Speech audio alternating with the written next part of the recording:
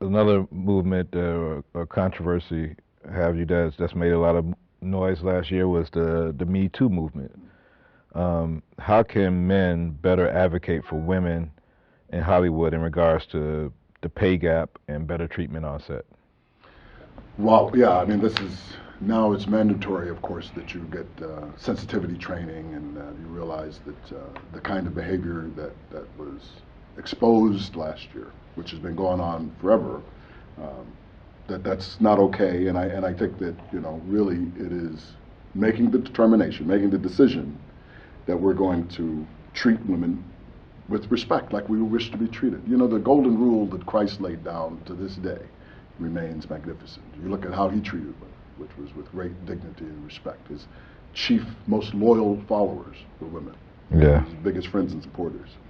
Um, Many of whom got disparaged in later years for no reason, like Mary Magdalene, who a lot of people still falsely think was in the sex trade, and she was not. But that said, we need to, what I'm doing with my company, I have a group called Exponent Media Group, with my friend Steve Harris, is that we're going to take, it's the two of us, and we've decided that we want to add 2 women to our group, and give all of us will be equal. But I think that we do it on a very basic level of treat people like you would want to be treated. Yeah. And that's my mother's a woman, my sister's a woman, my wife is a woman, and I know if somebody ever did anything to them in that way, I would defend them with my life.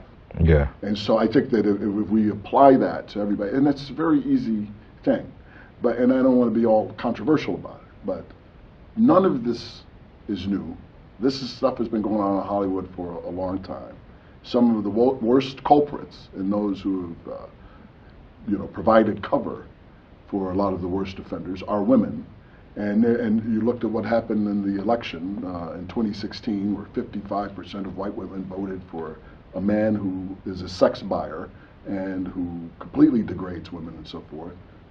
Listen, he's the president of the United States. He's my president, and I wish him well, like I wish anybody well. But these are facts. And 94% of black women, for example, voted for Hillary Clinton. She really legitimately should be the president of the United States. But it is in the mindset of a lot of people that a woman is not capable of that. And the people with that mindset are not always men.